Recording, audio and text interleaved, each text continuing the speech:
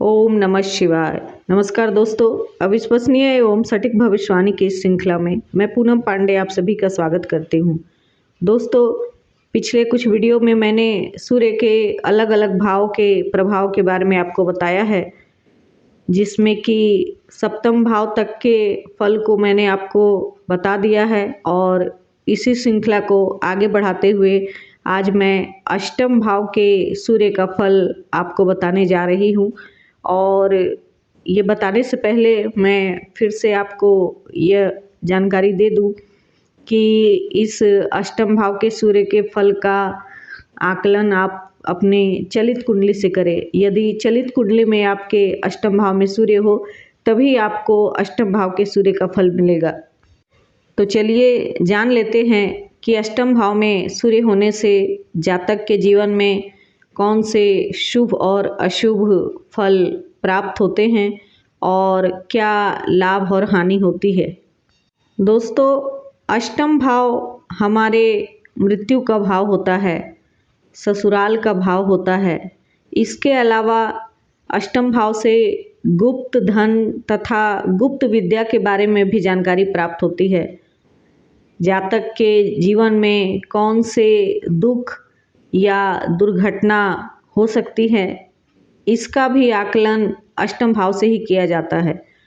और अष्टम भाव में सूर्य हो तो अधिकतर अशुभ फल ही प्राप्त होता है, क्योंकि सूर्य नैसर्गिक रूप से एक पाप ग्रह है और पाप ग्रह जहाँ भी होते हैं वहाँ अपना अशुभ फल अवश्य ही देते हैं। अष्टम भाव का सूर्य जातक को मूत्र अथवा किडनी से संबंधित रोग देता है। इसके अलावा जातक के पिता को भी कोई स्वास्थ्य संबंधी कष्ट झेलना पड़ता है या फिर पिता के साथ कोई दुर्घटना घट सकती है।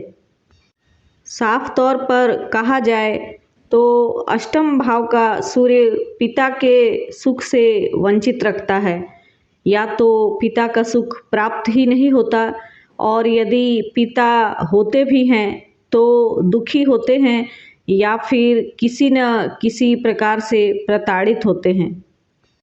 अष्टम भाव में जिनका भी सूर्य होता है उसका ससुराल पक्ष बहुत मजबूत होता है। उनके ससुराल पक्ष में कोई न कोई बहुत प्रतिष्ठित पद पर होता है और मान सम्मान वाला परिवार होता है।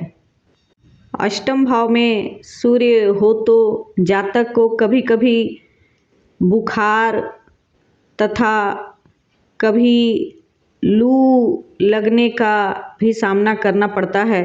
लू लग जाती है या फिर अचानक से शरीर का तापमान बढ़ जाता है या वैसी कोई बीमारी हो जाती है जिसमें बुखार आता हो।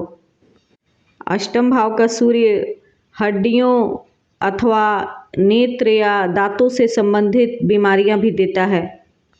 अष्टम भाव का सूर्य जातक के जीवन साथी के लिए भी अच्छा नहीं होता, क्योंकि अष्टम भाव में जब भी कोई पाप ग्रह होता है तो वो जीवन साथी के आयु को कम करता है। अब आप सोच रहे होंगे कि मैं केवल अष्टम भाव के सूर्य का अशुभ फल ही आपको बता रही हूँ, क्या इसका कोई शुभ फल नहीं मिलता? तो यहाँ मैं आपको यह भी बता देती हूँ कि अष्टम भाव के सूर्य का शुभ फल तभी प्राप्त हो सकता है जब अष्टम भाव में सूर्य स्वग्रही हो अथवा उच्च के हो। अर्थात अष्टम भाव में सूर्य या तो सिंह राशि के हो या फिर मेष राशि के हो, तभी अष्टम भाव में कुछ शुभ फल प्राप्त होते हैं। जैसे कि लॉटरी, शेयर, सट्टा आदि से जातक को लाभ प्राप्त होता है, अकस्मात धन की प्राप्ति होती है।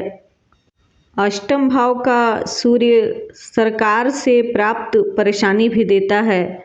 मतलब कि यदि जातक सरकारी नौकरी में हो अथवा किसी भी तरह से सरकारी तंत्र से जुड़ा हो तो उस क्षेत्र में उसे कभी न कभी परेशानी का सामना करना पड़ता है। तो दोस्तों, अष्टम भाव के सूर्य के सभी फल मैंने आपको बता दिए।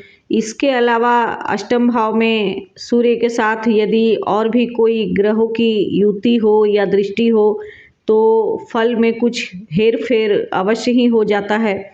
इसीलिए अपनी व्यक्तिगत कुंडली अधिक महत्वपूर्ण होती है।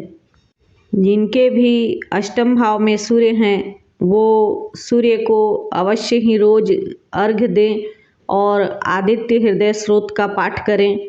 इसके अलावा यदि सूर्य के अशुभ फल अधिक मात्रा में मिल रहे हो या फिर मैंने जो जो अशुभ फल बताए हैं वो सब आपके जीवन में हो रहा हो तो सूर्य की शांति अवश्य ही करवा लें। तो दोस्तों, इसी के साथ मैं आज की वीडियो को यहीं समाप्त करती हूँ। अगले वीडियो में मैं नवम भाव के सूर्य के बारे में आपसे चर्चा करूँगी।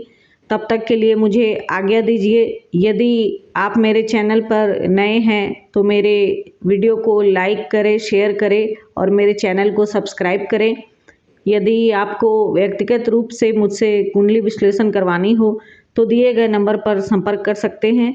तो तब तक के लिए मुझे आज्ञा दीजिए। नमस्कार। जय महाकाल।